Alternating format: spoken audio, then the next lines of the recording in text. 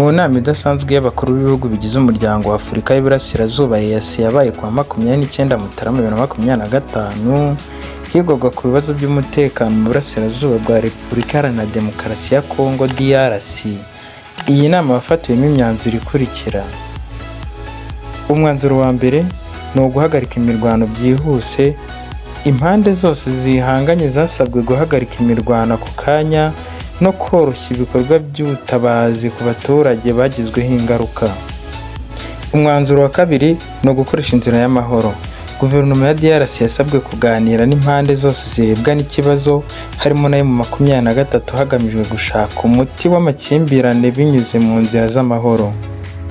Umwanzuro wa gatatu ni ukurinda abadiplomate.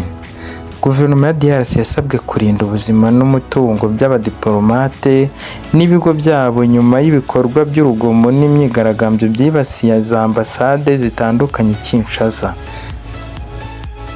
Umwanzuro wa kane ni uguhuza ibikorwa bya EAC na SADC. Abakuru b'ibihugu banzuye ko hakorwa ibiganiro hagati ya EAC n'umuryango w'iterambere rya Afurika y'Amajyepfo SADC kugira ngo habeho guhuza ibikorwa byo kugarura amahoro mu burasirazuba bwa DRC. Iyi nama ntiyitabiriwe na Perezida Felix Tshisekedi wa DRC ndetse nta n'umuhagarariye wari uhari.